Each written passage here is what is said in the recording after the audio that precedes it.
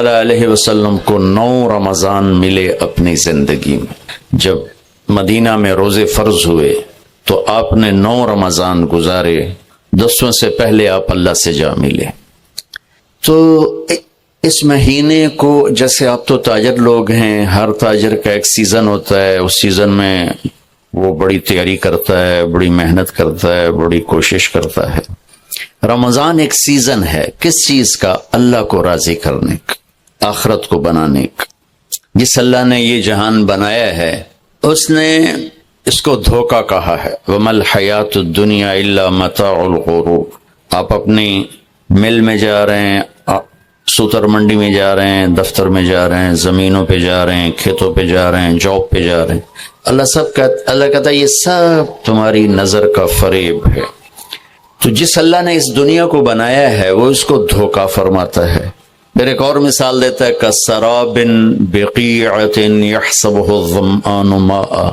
یا اس کو یوں سمجھو جیسے تمہیں ریت میں پانی نظر آتا ہے، بہت لمبا چوڑا نظر آتا ہے لیکن ایک قطرہ بھی نہیں ہے. اور آخرت کے بارے میں اللہ تبارک و تعالی اس کی عظمت کے لیے سینکڑوں آیات اتار چکا ہے، جنت کے لیے، اللہ کی رضا کے لیے. تو اس سے اللہ ہمیشہ کا گھر قرار دیتا ہے. وَإِنَّ الْآخِرَةَ لَهِيَ الْحَيَوَانُ لَوْ كَانُوا يَعْلَمُونَ. آخرت کی زندگی میں ٹائم لمٹ آف ہمیشہ رہنا ہے. اللہ ہم سب کی حفاظت فرمائے. یا اللہ کی پکڑ ہے آگ، یا اللہ کی رحمت ہے جنت. اس میں ہمیشہ کی زندگی. اور ایسی ہے کہ جس کی جیسے اللہ کی ذات کے لیے کوئی انتہا نہیں ہے، اللہ تعالیٰ ایسے ہی اس مرد عورت کو زندگی دے گا جس کی کوئی انتہا نہیں ہے. اب یہ سیزن آ گیا ہے. سبحان اللہ. آپ لوگ بھی رمضان میں قیمتیں بڑھا دیتے ہیں نا، یہ تو اچھا کام نہیں ہے. اللہ تعالیٰ بھی رمضان میں قیمتیں بڑھا دیتا ہے. اللہ نفل کو فرض کر دیتا ہے. نفل اور فرض میں کیا فرق ہے؟ حضرت علی رضی اللہ تعالیٰ عنہ کا فرمان ہے، جس نے ایک فرض روزہ چھوڑا پھر قیامت تک اس کی قضا میں روزے رکھتا رہا، قیامت تک، تو اس فرض روزے کے اجر کے برابر نہیں ہو سکتا. تو ہر نفل فرض بن جاتا ہے اور ہر فرض 70 گنا بڑھ جاتا ہے. 1 رکعت فرض پڑھی 70 لکھی جائیں گی، 2 رکعت پڑھی تو 140 لکھی جائیں گی، 4 رکعت پڑھی تو 280 لکھی جائیں گی. اللہ تعالیٰ اتنا مہربان ہو جاتا ہے، جنت کے دروازے کھول دیتا ہے، جہنم کے دروازے بند کر دیتا ہے. پہلی امتوں کو رمضان ملا لیکن یہ دولت نہیں ملی کہ جنت کے دروازے کھل جائیں، دوزخ کے بند ہو جائیں. شیطان قید ہو جاتا ہے. پہلی امتوں کے لیے شیطان قید نہیں ہوتا تھا. پہلی امتوں کا روزہ تھا افطاری سے افطاری، بہت لمبا ہو جاتا تھا. وہ لوگ بڑے پاورفل تھے، برداشت کر لیتے تھے. اور روزہ کب شروع ہوتا تھا؟ مغرب کے بعد. یوں آنکھ لگ گئی 1 منٹ بھی تو روزہ شروع ہوگی، چاہے کچھ کھایا چاہے نہیں کھایا.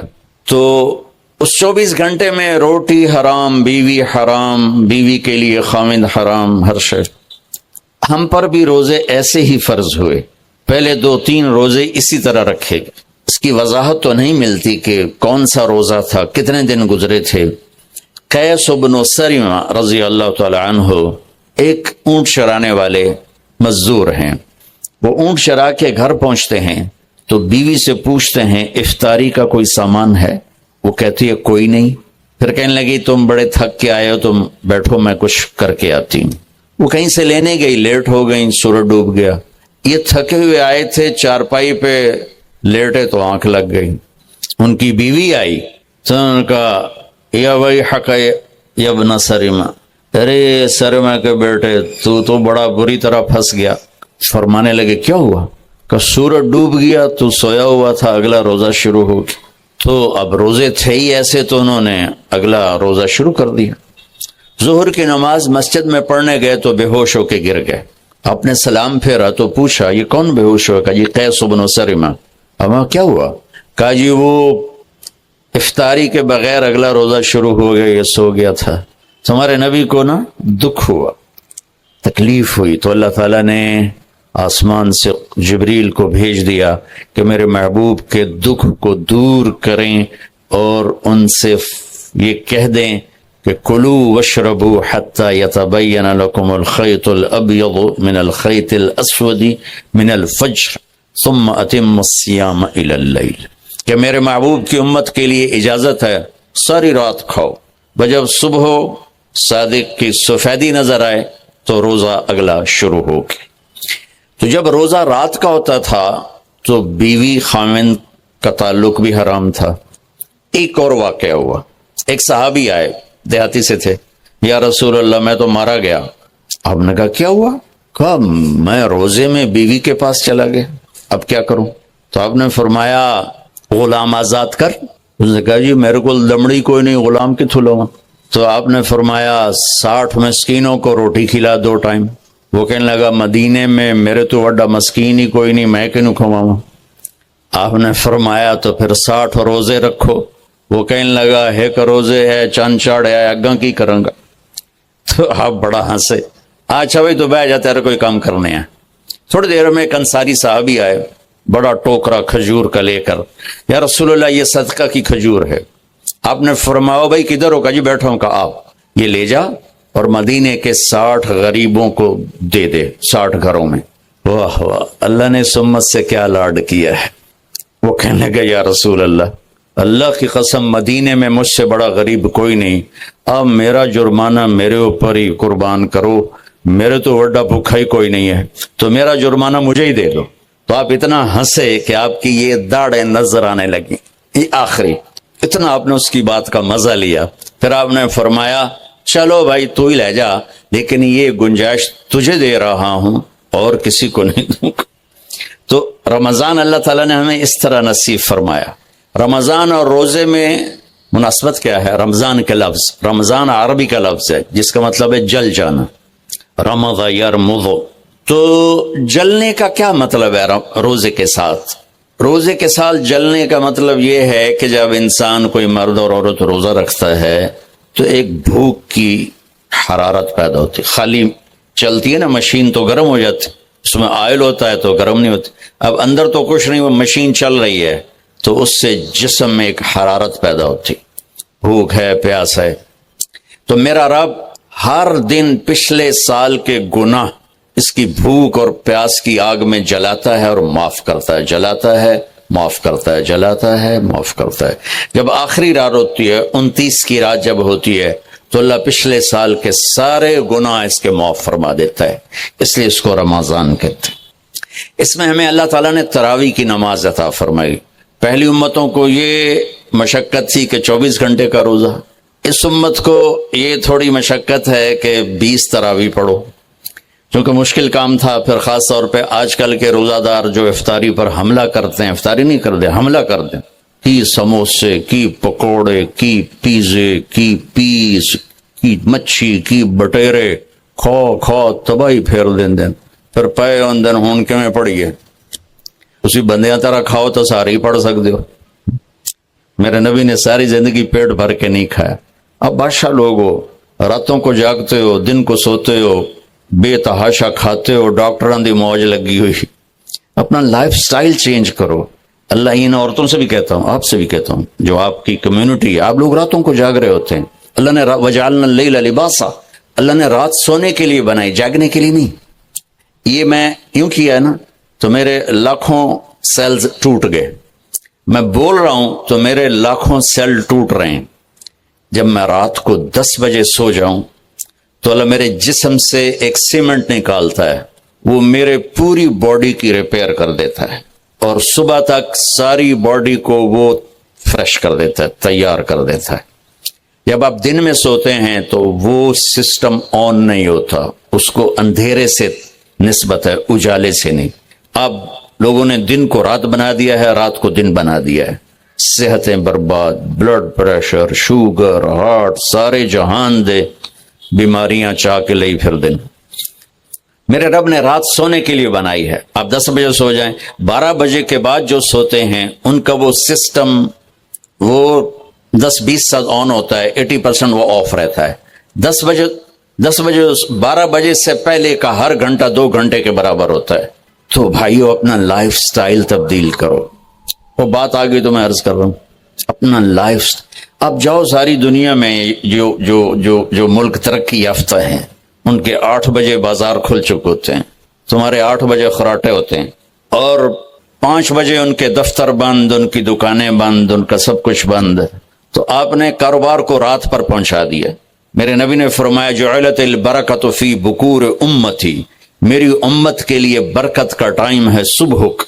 وہ سارے بازار سنسان سناٹا, عصر کے وقت جا کے کاروبار شروع ہوتا ہے. تو بھائیو صحت کا خیال رکھنا بھی ہمارے دین کا حصہ ہے.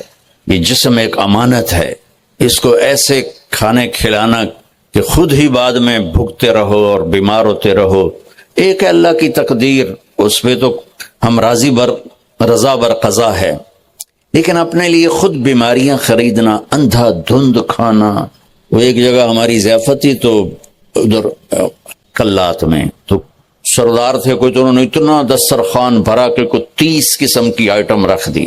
تو ایک بھائی ہمارے تھے ساتھی, اللہ ان کی بخشش کرے, انہوں نے کھانے کا حق ادا کیا.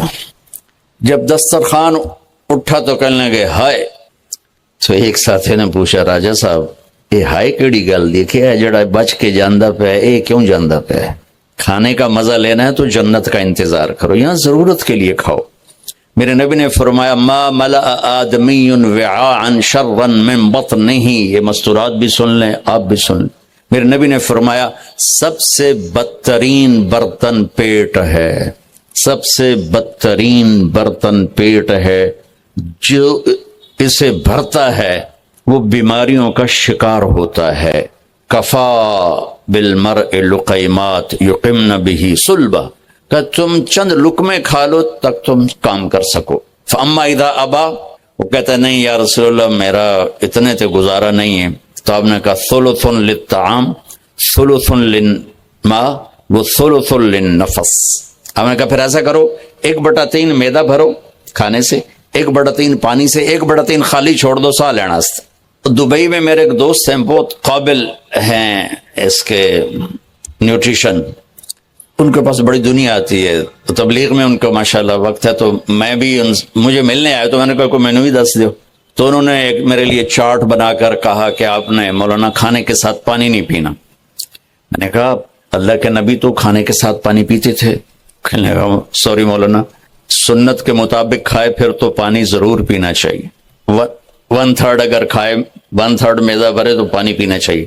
لیکن میرے پاس وہ لوگ ہوتے ہیں جو یہاں تک کھاتے ہیں, ایتھے نے انگلی رکھی جو یہاں تک کھاتے ہیں, ان کو پھر میں کہتا ہوں پانی نہ پیوی ایسے گند مچ جائے گا. تو اپنا لائف سٹائل چینج کریں, سادہ غذا پہ آئیں, صبح کے وقت کو قیمتی بنائیں. نحوست ہے دن, جب آپ صبح سے 12 بجے تک سوتے ہیں اس سونا نہ سونا برابر ہے. اور اپنے بچوں کو یہ اس سے بچائیں. مائیں اپنی جان بچانے کے لیے ٹیب آگے رکھ دیتے, وہ ٹیبلٹ پہ لگا رہو. 4 سال تک 80% ذہن بنتا ہے اور 7 سال میں جا کے مکمل ہوتا ہے. 2.5-3 سال کے بچے سامنے بیٹھے ہوتے ہیں تو ان سے جو ریز نکلتی ہیں وہ سارے مائنڈ کو ڈسٹرب کر دیتی. 7 سال کے بعد جب دماغ مکمل ہوتا ہے تو اس پہ ایک لیئر چڑھاتا ہے. جب یہ ریز اندر جاتی ہیں تو لیئر متاثر ہو جاتی ہے. اب دیکھتے ہیں ہمارے بچے کتنے ہائپر ہیں. ہم تو باپ کو دیکھ کے پیشاب نکل جاتا تھا, اور ماں نے کئی دفعہ مجھے سوٹے مارے چپ کر کے کھا لے. اب بچہ گلے پڑتا ہے, یہ بچے کا قصور نہیں, اس کا مائنڈ جو ہے نا وہ اس کا سارا سسٹم جو ہے نا آؤٹ ہو چکا ہے. تو وہ صبر تحمل وہ نکل چکا ہے. اوپر سے جو یہ فاسٹ فوڈ ہے اس نے تباہی پھیر دی. یہ بیچ میں ایک ضروری بات آ گئی, صحت بھی ایمان کا حصہ ہے. میرے نبی نے فرمایا اللہ کو صحت مند مومن پسند ہے بیمار مومن سے. تو سحری افطاری کے آداب بتا رہا ہوں. یہ مہینہ ہے جسم کے فاضل مادوں کو جلانے کے لیے, لیکن اس میں ہم زیادہ کھا اس کو اور بیمار کر دیتے. وہ عید کے بعد پھر ڈاکٹروں کے سامنے لائن لگی ہوتی. بھائی میں آپ کو دین بتا رہا ہوں, میڈیکل نہیں بتا رہا ہوں, دین بتا رہا ہوں. اتنا تھوڑا کھاؤ کہ بھوک لگے, ایسی بھوک جو پریشان کرے, ایسی پیاس جو پریشان کرے. ایک اس سے آپ کے جسم کی ساری چربی جلے گی, جو گندی چیزیں جمع ہو چکی وہ جلیں گی, اور دوسرا اگر تھوڑی سی احساس کی آنکھ بیدار ہوگی تو آپ کو غریب یاد آئے گا کہ وہ بیچارہ کیسے دن گزارتا ہے۔ میں انڈیا میں تھا، گزر رہا تھا تو ایک فقیر بیٹھا تھا، سفید داڑھی پکڑی، میں نے اس کو پتہ نہیں کتنے پیسے دیے، 82 کی بات۔ جب میں واپس آیا تو وہ کہنے لگا بیٹا کھانا کھلا دو۔ میں نے کہا کھانا کھائیں گے؟ کہا جی کھاؤں گا۔ میں نے کہا آ جاؤ۔ میں نے اس کو ساتھ لیا، ایک ہوٹل پہ لے گیا۔ میں نے کہا بابا جی کیا کھاؤ گے؟ کہا بریانی کھاؤں گا۔ کہا ٹھیک ہے۔ تو میں نے اس سے آرڈر پہ بریانی لاؤ، وہ اس پر ایسے گرا کہ اس کو دائیں بائیں کا ہوش نہ رہا۔ میں اور منگوا کے دیتا رہا، اس کو کچھ پتہ نہیں کہ اس میں ایڈ ہو رہا ہے، وہ لگا ہوا ہے لگا ہوا ہے لگا ہوا ہے لگا ہوا ہے۔ جب اس کا پیٹ بھر گیا تو سر اٹھایا، کہ بیٹا اللہ تجھے سلامت رکھے، آج 3 دن کے بعد کھانا کھایا۔ مجھے اس کی وہ درد بھری آواز آج تک میرے کانوں میں گونجتی ہے۔ تو اگر ہم صحیح طریقے سے روزہ رکھیں گے تو ہمیں فقیر یاد آئیں گے، بھوکوں کی بھوک یاد آئے گی۔ تو اللہ نے ہمیں تراویح کی نماز دی، چونکہ کام مشکل تھا تو اجر بڑھا دیا۔ تراویح کے ہر سجدے پر 1500 نیکی لکھی جاتی۔ یہ وہ پروفٹ ہے جو آپ قبر میں لے جائیں گے، جو آپ ان 8 بازاروں سے کما کے لاتے ہیں وہ یہیں چھوڑ کے چلے جائیں۔ تراویح کے ہر سجدے پر جنت میں ایک محل اللہ تعالیٰ بناتا ہے سرخ یاقوت کا، جس کے 60,000 سونے چاندی کے دروازے ہوتے۔ کیا عالی شان چیز ہے۔ پھر ایک درخت لگاتا ہے جس کے نیچے 1 سال گھوڑا دوڑ سکتا۔ میں نے ایک دفعہ بلال مسجد میں بیان کیا، تھوڑی جنت بیان کی، تو غالباً ڈاکٹر صادق صاحب ہوتے تھے مرحوم، وہ بعد میں ملے، کہنے لگے مولانا صاحب ایڈی وڈی جنت اللہ کتنے بنا کے رکھی ہے؟ میں نے کہا میں تو انہوں پہلے دنیا دستے میں پھر تسی جنت آپ سمجھے جی۔ میں نے کہا جس کہکشاں میں ہمارا یہ سولر سسٹم ہے، یہ 17 کہکشاؤں کا مجموعہ ہے، 17 اور اب تک 10 کھرب کے قریب کہکشائیں ڈسکور ہو چکی ہیں۔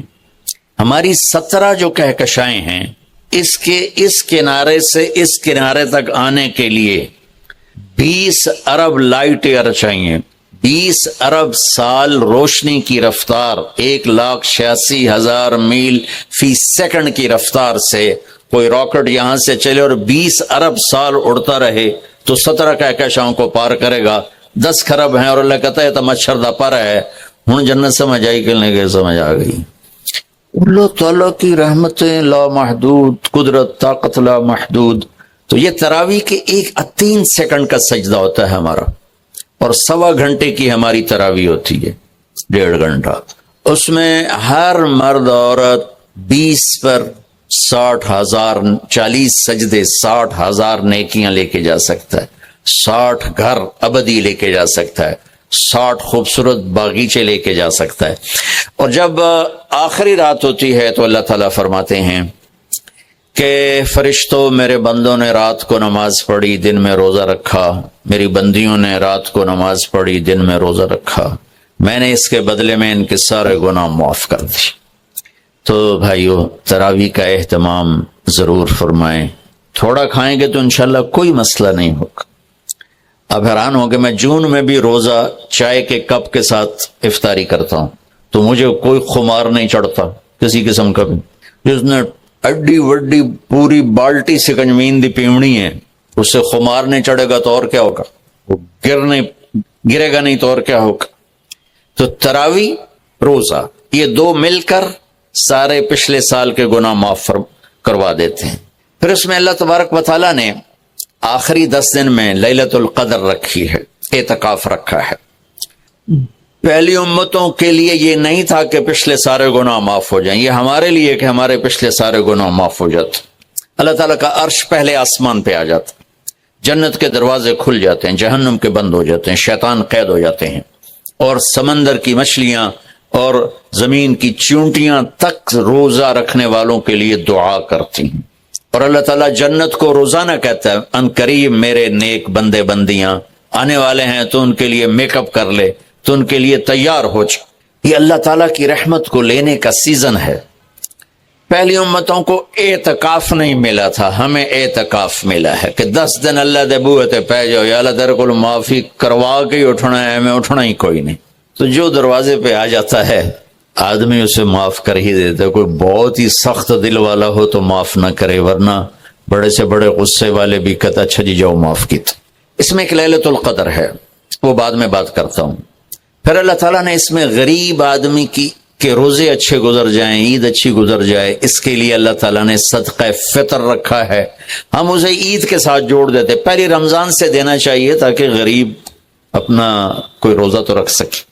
پہلے رمضان سے 29 رمضان تک جب مرضی دے دیں، اور اگر وہ فطرانہ ادا نہیں کرتا تو اس کے روزے اس کے سر کے اوپر سے بھی نہیں جاتے، وہیں کھڑے رہتے ہیں. اور عام طور پر یہاں اخبار میں ٹی وی پر گندم کے لحاظ سے آتا ہے 2 سیر کڑک دے دو، وہ تھوڑے سے پیسے ہیں، 100-200 روپے ہے. میں آپ کو آپ سب مالدار لوگ بیٹھے ہیں، میں آپ کو اپنے نبی کا صدقہ فطر بتاتا ہوں کہ آپ کیا دیتے تھے. آپ کشمش دیتے تھے، کھجور دیتے تھے، جو بھی دیے ہیں. تو کشمش 3 کلو، بازار میں 3.5 کلو. بازار میں جا کے پوچھیں جو سب سے اچھی کشمش ہو، یا پھر درمیانی، گھٹیا نہیں درمیانی اور سب سے اچھی، پتہ کرے وہ کتنی ہے. 1000 روپے کلو ہے، 1500 روپے کلو ہے. آپ کے گھر کے 4 افراد ہیں تو ایک گھر سے 6000 روپیہ غریب کو جائے گا. آج تو 6000 میں ایک ہفتہ نہیں گزرتا. تو اب سب سے عرض کرتا ہوں ویسے بھی خیرات کریں، افطاریاں کروائیں، اور صدقہ فطر کشمش کے حساب سے دیں. یہ آپ سب بھائی بہنوں کی خدمت میں گزارش ہے. اللہ نے آپ کو رزق دیا، خرچ کریں، یہی آپ کے ساتھ جائے گا، باقی سارا ادھر ہی رہ جائے گا. لیلۃ القدر، انا انزلناہ فی لیلۃ القدر وما ادراک ما لیلۃ القدر لیلۃ القدر خیر من 1000 شہر تنزل الملائکۃ فیہا باذن ربہم من کل امر سلام ہی حتی مطلع الفجر. ہم نے قرآن کو لیلۃ القدر میں اتارا. تمہیں کیا خبر کہ لیلۃ القدر کیا ہے؟ لیلۃ القدر 1000 مہینوں سے بہتر ہے. اس میں فرشتے اترتے ہیں اور یہ صبح تک رہتی ہے. لفظ قدر عربی میں اس کا ایک مطلب ہے قیمت. سبحان اللہ. تو اللہ نے کہا میں تمہیں بتاؤں، آپ سب تاجر بیٹھے ہو، لیلۃ القدر کی قیمت کیا ہے؟ 1000 مہینوں سے بہتر ہے. 1000 مہینوں سے بہتر ہے. اب 1 روپے پر 1000 نفع لے سکتے ہیں؟ دنیا میں کوئی ایسا کاروبار ہے؟ جو ہیروئن بیچتے ہیں وہ بھی نہیں لے سکتے. اور میرا اللہ کہہ رہا ہے ایک رات 1000 مہینے، یعنی کوئی 82-83 سال. یہ تو آ گیا پہلا قدر. دوسرا اس کا مطلب ہے تنگ پڑ جانا، تنگ پڑ وقت فقدر علیہ رزقہ. تو تنزل الملائکۃ فیہا، تنزل الملائکۃ والروح فیہا، کہ اس رات اتنے فرشتے اترتے ہیں کہ زمین تنگ پڑ جاتی ہے. سبحان اللہ، اتنے فرشتے آتے ہیں زمین تنگ پڑ جاتی. تیسرا مطلب ہے قدر، مقدار کو. تو اللہ تعالیٰ نے اس کا آخری مطلب بھی بتایا، سلام ہی حتی مطلع الفجر، کہ یہ فجر کی نماز تک، فجر کی اذان تک یہ رہتی ہے. 3 مطلب ہیں قدر کے، تینوں اللہ نے قرآن میں کور کیے. قیمت کیا ہے؟ 1000 مہینوں سے بہتر. تنگی کیا ہے؟ فرشتوں سے زمین بھر جاتی ہے. مقدار کیا ہے؟ صبح صادق. لیلۃ القدر 27 کی نہیں ہوتی، 21، 23، 25، 27، 29. آپ یہ 5 راتیں جاگ لیں. آپ لوگ تو ویسے رات کے بادشاہ ہو، جاگ لو. تو لیلۃ القدر مسجد میں نہ گزارو، گھر میں گزارو. یہ مسجدوں میں اشتہار لگ جاتے ہیں، فلاں کے ساتھ شب قدر گزاریں، فلاں حضرت کے ساتھ شب قدر گزاریں. پھر ادھر کوئی صلاۃ تسبیح پڑھ رہا ہے باجماعت، عورتیں صلاۃ تسبیح کی جماعت کرا رہی ہیں، اور پتہ نہیں اور کتنی عجیب و غریب قسم کی عبادات شروع ہو جاتی. یہ نفلی عبادت ہے. میرے نبی گھر میں پڑھتے تھے. آپ نے اشراق کے سوا ہر نفل گھر پڑھا، ہر سنت گھر میں پڑھی. تو آپ لیلۃ القدر کو یہ مستورات بھی آپ بھی اکٹھے ہو کے نہیں منانا، الگ الگ مصلی بچھا کر اپنے اللہ سے رونا دھونا کرو، اپنے اللہ کو منانا کرو. میں بھی کروں، آپ بھی کریں. نوافل کی، جیسے ابھی شب برات گزری تو اشتہار تھے. میں جا رہا تھا ادھر غلام آباد میں، ایک جنازہ ہو گیا تھا، تو اشتہار فلاں حضرت کے ساتھ شب برات گزاریں، فلاں مسجد میں شب برات گزاریں، فلاں جگہ شب برات گزاریں. بھائی وہ گھر میں منانے کی ہے، مسجد میں نہیں. میرے نبی نے نفلوں کو تنہائی میں ادا کیا، فرض کو مجمع میں ادا کیا۔ لیلۃ القدر میں جاگنا نفل ہے، اور پھر جب کٹھے ہو جائیں گے لوگ اور عورتیں تو پھر ساتھ غیبت بھی چلے گی، اور ایک غیبت کا بول ساری رات کو اڑا کے رکھ دے گا۔ مردوں یا عورت کٹھے ہو جائیں غیبت سے تو بچتے نہیں، نہ ہی رک سکتے ہیں۔ سندھ سے ہم بائی روڈ آ رہے تھے، کراچی سے بائی روڈ جماعت تھی، تو وہ راستے میں بڑی غیبت کریں، نوجوان تھے سارے نئے نئے، میں چپ کر کے سنتا رہا۔ جب کوئی 2 دن گزر گئے نا تو ہمارے پاس بڑی وین تھی، میں نے کہا بچوں ایک نصیحت کرتا ہوں کہ غیبت نہ کیا کرو، مذاق کرو، ہنسا کرو، کھیڑا کرو، غیبت نہ کرو۔ تھوڑی سی میں نے اس پہ بات کی تو بڑے متاثر ہوئے، کہا جی ٹھیک ہے انشاءاللہ آئندہ بالکل نہیں کریں۔ کوئی آدھا گھنٹہ گاڑی میں سناٹا رہا، آدھے گھنٹے کے بعد ایک بولے مولانا یہ غیبت نہ کری تو پھر گلاں کی کریے۔ یہ میرا کلچر ہے، لہذا عورتیں عبادت کے لیے بھی اکٹھی ہوں گی تو غیبت شروع ہوگی، مرد مسجد میں اکٹھے ہوں گے وقت ضائع ہوگا، غیبت شروع ہوگی۔ میرے بھائی بہنوں، ہر نفل کو گھر میں گزار، اپنے گھر کو بابرکت بناؤ، اپنے گھروں میں نفل پڑھو، تلاوت کرو، ذکر کرو۔ صرف اشراق کے نفل میرے نبی مسجد میں پڑھتے تھے 2 رکعت، باقی ہر نفل آپ نے مسجد میں ادا کی۔ تو یہ چند چیزیں رمضان کے متعلق میں نے عرض کی ہیں۔ اب ایک بڑی اہم بات میں آپ کے سامنے عرض کرنا چاہتا ہوں، رمضان کی دولت کس سے ملے گی، رمضان کی برکات کس سے ملیں گی، اور کون محروم ہو جائے گا؟ آپ نے فرمایا 4 آدمی ایسے ہیں جن کی رمضان اور شب قدر میں بھی بخشش نہیں ہوتی، بس اس سے ہم اپنے آپ کو بچا لیں۔ کون ہے یا رسول اللہ؟ آپ نے کہا مدمن خمرن، شراب کا عادی، کبھی کوئی پی لے توبہ کر لے، میں اس کی اجازت نہیں دے رہا ہوں، مدمن کا لفظ ہے جو روزانہ شراب پیتا ہے، اس کی رمضان میں بخشش نہیں۔ عاق لوالدیہ، جو ماں باپ کا نافرمان ہے، اس کی بخشش نہیں۔ قاطع الرحم، رشتہ داروں سے لڑنے والا، اس کی بخشش نہیں۔ المشاحن، دل میں بغض رکھنے والا، اس کی بخشش نہیں۔ ہر وہ چیز جو میرے آپ کے لیے نقصان دہ اللہ نے حرام کر دی، ہر وہ چیز جو میرے آپ کے لیے مفید ہے اللہ نے حلال کر، سود حرام کر دیا۔ ہمارے پاکستان کی معیشت نہیں، پوری دنیا کی معیشت ڈوبی پڑی ہے، سارے ملک قرضوں پہ چل رہے ہیں، سود نے پوری دنیا کو تباہ کر دیا۔